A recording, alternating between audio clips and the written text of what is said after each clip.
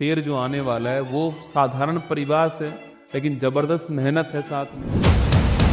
GST officer भी जयपुर राजस्थान के अंदर ही बनेगा। मैं चाहूंगा एक बार अपना परिचय तू खुद दे एक बार यहाँ पर। ऑल इंडिया रैंक मेरी 813 है और जीएसटी इंस्पेक्टर की पोस्ट जो है मुझे अलॉट कीजिए।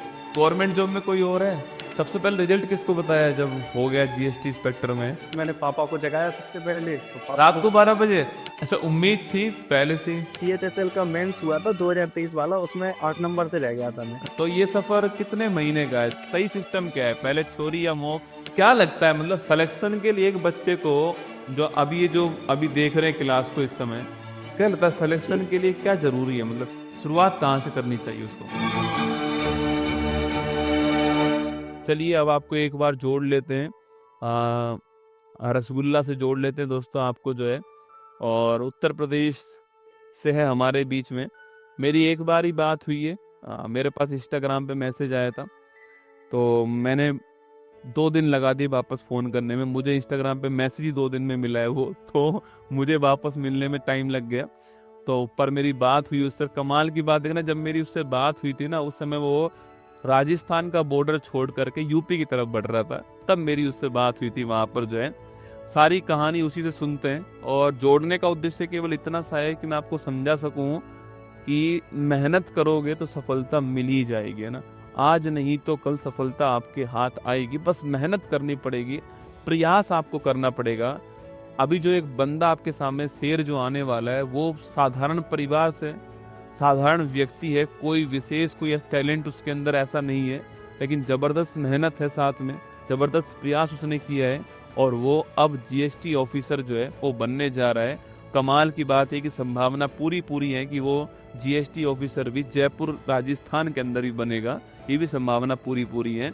तो आइए स्वागत करते हैं हम हमारे उत्तर प्रदेश के शेर का। स्वागत है भाई। नमस्ते सर। नमस्ते। नमस्ते, आवाज आ रही है? जी सर बिल्कुल। मैं चाहूंगा एक बार अपना परिचय तू खुद दे एक बार यहाँ पर, क्योंकि इसी क्लास में पढ़ा हुआ है और आज इसी क्लास में मोटिवेट करने के लिए मैंने बुलाया है। एक बार अपना परिचय खुद दे एक बार। जी सर, सबसे पहले तो सर आपका बहुत बहुत थैंक यू। मैं राजू श्रीवास्तव उत्तर प्रदेश के ललितपुर ज़िले में रहता हूँ। 2023 में मेरा सिलेक्शन टीए की पोस्ट पर हुआ था, तो मैं 1 साल से गुवाहाटी में था। उसके बाद मैंने फिर से CGL का एग्ज़ाम दिया था, तो इस बार ऑल इंडिया रैंक मेरी 813 है और जीएसटी इंस्पेक्टर की पोस्ट जो है मुझे अलॉट कीजिए। 813 रैंक है और जीएसटी इंस्पेक्टर बनने जा रहा है? जी सर। अच्छा, घर में कोई इससे पहले कोई है आसपास मोहल्ले में, आसपास गांव में जीएसटी इंस्पेक्टर? हाँ, ललितपुर डिस्ट्रिक्ट में पिछली साल 2 लोग हुए थे, और घर में फैमिली में ऐसे कोई नहीं था मेरे से पहले। पहला ही है? अच्छा, गवर्नमेंट जॉब में कोई और है? नहीं, फैमिली में तो कोई नहीं है, भाई बहन मैं कोई ही भी हूँ, नहीं पहले है? सबसे छोटा मैं ही हूँ और मेरा ही हुआ है। अरे क्या बात है। तो सबसे पहले रिजल्ट किसको बताया जब हो गया जीएसटी इंस्पेक्टर में 813 रैंक आई जब? रात में सर 12 बजे थे, तो मैंने चेक किया, उसके बाद मैंने पापा को जगाया सबसे पहले, तो पापा रात को 12 बजे? हाँ, रात को 12 बजे ही मैंने पापा को बताया। तो फिर उनने पूछा कि कौन सी पोस्ट मिली है, तो मैंने उनको बताया कि जीएसटी इंस्पेक्टर मिली है। वो बहुत खुश हुए, और फिर मैंने उसके बाद भाई को, बहन को, सब लोगों को बताया उसी टाइम पे, तो सब बहुत खुश हुए, सबको बहुत अच्छा लगा। ऐसा उम्मीद थी पहले से कि इस बार अच्छी पोस्ट मिलेगी? हाँ सर, वो रैंक मित्रा वगैरह उस सब पे रैंक चेक की थी, तो रैंक अच्छी दिख रही थी, 400-500 दिख रही थी, तो उम्मीद तो थी कि मिल जाएगी, पोस्ट अच्छी मिल जाएगी। तो ये सफर कितने महीने का है? 2 महीने का, 4 महीने का, या सालों भी लग गए इस सफर के अंदर? सफर की शुरुआत कहाँ से हुई? इस गवर्नमेंट जॉब में आने की शुरुआत कहाँ से हुई? मैंने सर मई 2022 में स्टार्ट की थी CGL के लिए प्रिपरेशन, तो उसके बाद से मैं मैथ, रीजनिंग, इंग्लिश सब कुछ कवर करता जाता था। फिर 2023 में शायद या 22 में आपका ब्रह्मास्त्र बैच आपने लॉन्च किया था, पहला आपके बर्थडे के दिन। बर्थडे पे लॉन्च किया। तो मैंने वो बैच ज्वाइन किया, तो उसमें डेली की आपकी क्लासेस होती थी, तो मैंने हिस्ट्री, पॉलिटी सब कुछ वहाँ से बेसिक्स कंप्लीट किया अपने। और आपकी जो करंट अफेयर्स की मॉर्निंग वाली क्लास थी, वो मैं डेली सुबह जब मतलब स्टडी करने बैठता था, तो सबसे पहले मेरी स्टडी उसी से स्टार्ट होती थी। सुबह सबसे पहले मैं वो क्लास कंप्लीट करता था, उसके नोट्स बनाता था, उसके बाद फिर बाकी का डेली का जो रूटीन होता था वो मैं कंप्लीट करता था। और मतलब जब तक मेरा सिलेक्शन नहीं हुआ, मैंने एग्जाम वाले दिन भी आपकी क्लास ली थी, मैं एग्जाम वाले दिन भी क्लास अरे लेकर ही गया था आपकी। कुछ और फायदा अभी हुआ? भी बहुत फायदा हुआ है ना सर। करंट का तो मतलब कोई स्ट्रेस ही नहीं था एग्जाम के टाइम पे। उस टाइम पे इतना सब कुछ रिवीजन करना होता, तो ये नहीं था बिल्कुल भी कि करंट मेरी छूट जाएगी या कुछ होगा। मतलब कहीं भी मॉक में क्वेश्चन कुछ भी आते थे, वो क्वेश्चन बन ही जाते थे, कभी बाहर नहीं जाता था। और ब्रह्मास्त्र बैच से और फायदा हुआ? ब्रह्मास्त्र का सर ये है ना, जितने भी बेसिक्स वगैरह, हिस्ट्री, पॉलिटी, साइंस, जितने भी बेसिक थे वो सब कंप्लीट ही थे। उसके बाद आप कई सारी सीरीज और भी रात पे जैसे 8 बजे के टाइम पे चलाते थे, हाँ। तो वो सारी भी मैं ज्वाइन करता था, वो भी उनके भी नोट्स वगैरह बना लेता था। 7 फेरे की सीरीज तो लॉन्च की थी मैंने। हाँ, वो उस टाइम पे तो की थी ना। हुए या नहीं हुए अभी तक 7 फेरे, ये बता पहले मुझे। हाँ हाँ, अभी शादी वगैरह तो नहीं हुई है। नहीं हुई क्या? तभी तो मैंने लॉन्च नहीं करी नहीं, थी, शादी करवाने के लिए तो लॉन्च की है 7 फेरों की सीरीज। अभी मेरी बहन और भाई है ना सर, उनका हो जाएगा फिर होगा ना। फिर छोटा है क्या तू? हाँ, मैं अरे छोटा हूँ। ये तो दुख है भाई, अब इसमें तो क्या ही कर सकते ठीक है, अच्छी बात है। हैं। तो ब्रह्मास्त्र बैच का स्टूडेंट रहा हुआ है ना, वो बहुत जो सस्ता, फर्स्ट ब्रह्मास्त्र 200 रुपए का कोर्स था वो, है ना, शायद मुझे याद है 200 रुपए में मैंने लॉन्च किया था। एक बार तो हफ्ते वाले दिमाग दिन। में आया होगा कि 200 रुपए में तो क्या ही पढ़ा देगा, 200 रुपए में तो कैसे पढ़ाएगा मतलब। हाँ, ये लगा था ना जब आपने उस दिन ऑफर था, तो ये लगा कि ठीक है ज्वाइन कर लेते हैं। बाकी आप काफी कुछ तो सुबह वाली क्लास में ही पढ़ा देते थे, फिर भी ये लगा कि एक बार ज्वाइन कर लेते। फिर जब उसके बाद आपने पहले दिन सब कुछ बताया कि आप क्या क्या पढ़ाओगे, किस सीक्वेंस में पढ़ाओगे, वीकली टेस्ट वगैरह भी होगा, सब कुछ। उसके बाद आपने ना बायोलॉजी से स्टार्ट किया था वो वाला बैच। हाँ, तो बायोलॉजी से स्टार्ट किया। हाँ, तो मैंने बायोलॉजी वगैरह की क्लासेस ली। उसमें आप जैसे कोई कोई डाइजेस्टिव सिस्टम वगैरह आपने वीडियो वगैरह से समझाया, तो वो इंटरेस्टिंग भी बहुत लगता था, उसमें मज़ा भी बहुत आता था पढ़ने में आपसे। और फिर ये है, बस एक बार उसको रिवीजन करना पड़ता था, फिर कोई मतलब ये नहीं रहता था कि कन्फ्यूजन हो, कुछ भी हो, वो क्लियर हो जाता था सब। कुछ नोट्स भी बनाए थे उस समय? हाँ, नोट्स बनाए थे ना सर, बायोलॉजी के बनाए थे और करंट के भी। अभी जैसे इस बार तो मैं जॉब में था, तो उतना नोट्स वगैरह नहीं बना पाता था, पीडीएफ से पढ़ लेता था। पहले मैंने सारे नोट्स बनाए थे, जब मेरी जॉब नहीं लगी थी तब सारे हैंड रिटन नोट्स बनाए। नेट्स नोट्स है, अभी है हाथ में, पास में है? हाँ हाँ, है सर, है। दिखा तो कैसे बनाता है तू नोट्स, मैं भी देखूं एकदम। ठीक है सर, दिखा रहा हूँ। देखो भाई साहब, नोट्स दिखाते हैं आपको, तुम बार बार पूछते हो नोट्स कैसे बनाते हैं। ये सर, ये वो बायोलॉजी वाले नोट्स हैं। अच्छा। अरे यार तुम तो काले पीले कर रखे हैं एकदम, है ना? हाँ, ये उससे अलग अलग पेन से बनाए थे ना। ये क्या है, हाईलाइट हो जाता ना, आप जो ये डायग्राम वगैरह समझाते थे। हाँ, और डायग्राम तूने मेरी तरह बना दी एकदम। हाँ हाँ, मैं पीडीएफ से ही देख के, बाद में पहले आप पढ़ाते थे, फिर मैं पीडीएफ से ही देख के बना लेता था सब कुछ अरे क्या बात, पूरा। आप ये पैसा वसूल करा है तूने। पैसा क्या सर, उसकी फीस ही 200 रुपये थी। ये है वो लगभग फ्री में ही था, और बहुत कुछ कंटेंट। उसके बाद सर ये करंट के, ये जो सर आप नाइट में सीरीज वगैरह चलाते थे, हाँ, ये रात वाली सीरीज के। ये, हाँ, ये इकोनॉमी वगैरह हो गई, ये सारे उसके हैं।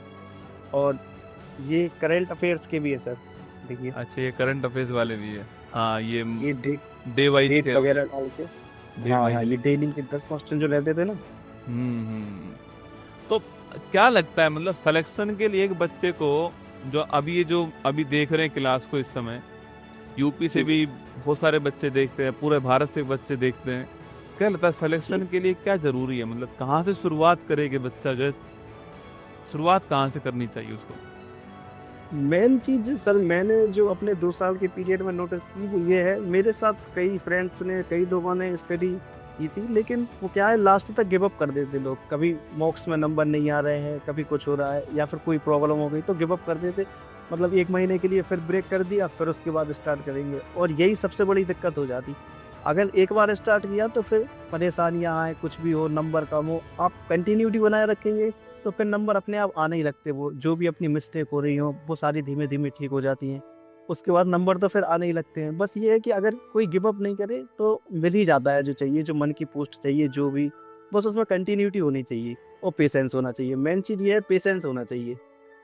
पैसे जरूरी है। अच्छा, कभी असफल भी हुआ है या फिर सफल ही होता जा रहा है?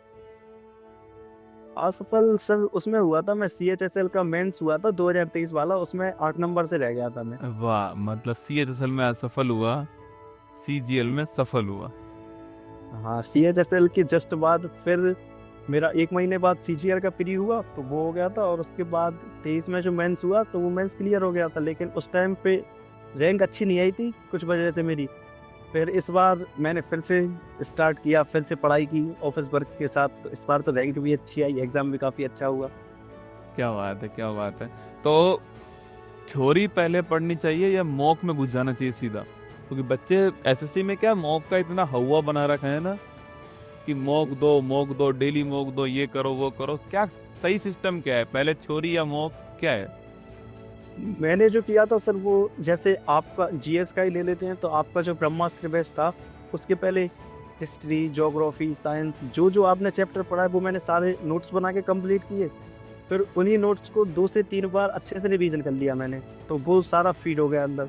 अब उसके बाद जब इतना सब बेसिक्स कंप्लीट करने के बाद मॉक लगाए, तो उसमें जैसे क्वेश्चन दिखता था तो पहले ये होता था कि वो क्वेश्चन समझ में ही नहीं आता था, कहाँ से पूछा है क्या है। एक बार थ्योरी कंप्लीट करने के बाद फिर मॉक्स लगाओ तो वो क्वेश्चन बन जाते, और अगर जैसे उसके बाद भी एक आध क्वेश्चन जैसे कोई मतलब बहुत ही अलग है तो वो फिर खुद से लिख के रख लेते हैं अपने पास कि ये कभी बाद में काम में आ जाएगा।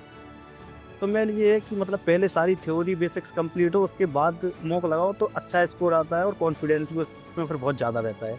मॉक लगाना जरूरी है या नहीं है? हाँ, मॉक लगाना बहुत ज़रूरी है सर। मतलब मैंने मेंस के टाइम पे कम से कम मेंस के लिए ही 50 मॉक लगाए थे, और प्री के लिए 150 मॉक्स लगाए थे मैंने, और वो बहुत ज़रूरी है मॉक्स लगाना। उससे क्या है, अपनी जो सिली मिस्टेक्स वगैरह होती हैं, जो क्वेश्चन मतलब जल्दी जल्दी में अपन पढ़ के गलत कर देते हैं, और बाद में लगता है कि ये तो सही हो सकता था, उसके फिर सीधे सीधे 2.5 नंबर चले जाते या मेंस में 4 नंबर चले जाते। तो मॉक्स लगाने से ये सारी चीज़ें बच सकती हैं बहुत अच्छे से। अच्छा, कोचिंग भी की है कहीं? नहीं सर, ऐसे ऑफलाइन कोचिंग कहीं नहीं की, ऑनलाइन ही किया। कोई भी कोचिंग नहीं की है? तो जो ये हवा बना के रखते हैं कि कोचिंग करने से ही होगा, सिलेक्शन कोचिंग करने से ही होगा, आपके सामने बंदा बैठा हुआ है, कोई भी ऑफलाइन कोचिंग आज तक नहीं गया है, ऑनलाइन में भी कोई ऐसा भारी भरकम कोर्स कभी खरीदा नहीं होगा। यूट्यूब से ही जो टॉपिक्स थे वो देख करके, मैथ, रीजनिंग, इंग्लिश, जीके जो है वो कंप्लीट करके, मॉक लगा करके आज यहाँ पर इंस्पेक्टर बन के आपके सामने बैठा हुआ है। सिलेक्शन के लिए पेशेंस चाहिए, जो उसने कहा है, तो ज़रूरी भी है, और एक सोर्स आपके लिमिटेड होने चाहिए। क्यों ऐसा है कि जी सब सारे सोर्स से पढ़ लो, या एक सोर्स जो है उसको बार बार कम सोर्स रख के पढ़ो। हाँ, ये सबसे बड़ी चीज़ है ना कि पीडीएफ वगैरह इस ग्रुप में मिल रही है, उस ग्रुप में मिल रही, तो वो कलेक्ट करते करते फिर 2.5 GB 5 GB का आपने डेटा कर लिया, फिर ये होता ना वो पीडीएफ ही खोलने का कभी मन नहीं होता। उससे अच्छा है एक कोई टीचर को पकड़ के उनके नोट्स, उनका पीडीएफ, वो खुद के नोट्स बना लो, और उसको ही 5 से 6 बार रिवीजन करो, तो वो ज़्यादा फायदा होता है ना। बच्चे मुझसे इतना बोलते हैं, सर पीडीएफ दे दो, पीडीएफ दे दो। पीडीएफ कलेक्टर बन चुका बच्चे इस समय जो है ना। इस ग्रुप, एक तो ग्रुप इतने एसएससी के, भाई साहब एसएससी का अलग ही माहौल है, इतने ग्रुप हैं, हर ग्रुप पे नई पीडीएफ है। कहीं भी चले जाओ आपको फ्री पीडीएफ तो आपको हर जगह उपलब्ध है। बच्चा फ्री देख के नहीं, तुरंत डाउनलोड करता है उसको, पढ़ता एक भी दिन नहीं है उसको, केवल माहौल बना रहा है कि मेरे मोबाइल में इतनी सारी पीडीएफ जो है वो आ चुकी हैं, खुद के नोट्स ही सिलेक्शन दिलाएंगे। आप देखिए बंदा सामने बैठा हुआ है, मतलब जॉब में होने के बाद इसने पढ़ाई की है, और पढ़ाई करने के बाद दोबारा से नई जॉब ली है, और एक्साइज इंस्पेक्टर जो है वो बन चुका है, और 3 स्टार अब होने वाला है ना। जी सर। 3 स्टार होगा। और अभी रसगुल्ला मेरा बाकी है जयपुर। कब तक पोस्ट का सिस्टम है, पोस्टिंग वोस्टिंग कैसा है? उस दिन का अभी उसका प्रेफरेंस फॉर्म आएगा, तो वो सारे जितने भी इंस्पेक्टर सेलेक्ट हुए हैं तो वो सब प्रेफरेंस फिल कर देंगे, फिर उसके बाद जोन अलॉट हो जाएगा सबके लिए। और सीबीआईसी जो है मेरा पिछली बार पहले डीबी हो गया था, उसके बाद जोन अलॉट हुआ था, तो इस बार भी हो सकता है ऐसे ही होगा। पहले जोन अलॉट हो, पहले शायद डीवी हो जाएगा, उसके बाद जोन अलॉटमेंट होगा, फिर बस ज्वाइनिंग लेटर आएगा तो उसमें डेट दी होगी, तो वहाँ पे जाके ज्वाइन कर लेंगे सभी लोग। ज्वाइन करेगा, हो सकता है राजस्थानी ज्वाइनिंग हो जाए। हाँ, जयपुर जोन मिल सकता है, चांसेस हैं। जयपुर जोन मिलेगा तो भाई साहब रसगुल्ला खा, फिर तो पक्का ही समझो आप, रसगुल्ला जो है अपना जयपुर जोन मिलने के बाद में। बिल्कुल सर, और अगर नहीं भी मिलेगा तो मैं जरूर स्पेशली आऊँगा आपके लिए रसगुल्ला लेके। अरे क्या बात है। डिस्ट्रिक्ट कौन सा? ललितपुर था ना? हाँ, डिस्ट्रिक्ट ललितपुर है। ललितपुर है। ये किसके पास पड़ता है? बड़ा डिस्ट्रिक्ट मतलब भोपाल के पास पड़ेगा या फिर झांसी मंडल में पड़ता है सर। झांसी में पड़ता है? झांसी मंडल में। जी। फिर सेमिनार कर ही देना चाहिए झांसी मंडल में। जी सर बिल्कुल। अब तो हमारा रसगुल्ला इंस्पेक्टर बन गया झांसी मंडल में जो है। और यहाँ पे लाइब्रेरी वगैरह में और जहाँ पे भी मैं गया, मतलब हर कोई स्टूडेंट समय से आपकी क्लास लेते दिखता है मुझे। हर कोई किसी से भी पूछो जीएस के लिए तो वो आपका ही नाम देता है मेनली। ये घर है आपका अभी जहाँ पर हो अभी आप? हाँ सर, ये घर है मेरा। ये घर है? घर पर बैठा हुआ है। मम्मी पापा कहाँ पर है? Mummy papa sir actually out of town गए हैं, कल चले गए थे वो लोग। टाउन है मम्मी पापा? बस अकेला ही है? हाँ अकेला हूँ, बहन है साथ में। अच्छा बहन है। बहन तैयारी कर रही है अभी या फिर? दो बहन है सर, तो एक की तो मैरिज हो चुकी है और जो दूसरी वाली है वो मेरे से बड़ी है। तो वो 3 साल से नेट की प्रिपरेशन कर रही थी, फिर उसमें उनका मतलब उतना स्कोर नहीं हो पा रहा था, तो वो अब सीजीएल की प्रिपरेशन कर रही है वो भी। अरे वाह, सीजीएल? हाँ वो भी कर रही है फिर। अरे वाह, अब तो भाई है गाइड करने वाला है।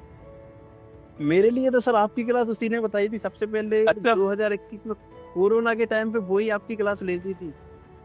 ये लो तो भाई साहब। मुझे ना उसी ने बताया था आपकी क्लास के बारे में। एक दो बार उसने ही दिखाई मुझे आपकी क्लास, तो फिर कई टाइम तक तो हम दोनों साथ में लेते थे। फिर उसके बाद वो नेट करने लगी तो उसने उस टाइम पे ये बंद कर दिया था। अभी तो वो लेती है क्लास भी, कंटिन्यू आपकी लेती है डेली। और मुझे मतलब आपके बारे में उसी ने बताया था। अरे वाह, तो थैंक यू बोलना उन्हें। जी सर बिल्कुल। और आगे बढ़। और अब तो शादी वादी, अब तैयारी वैयारी थोड़ी करनी है आगे, अब हो गया?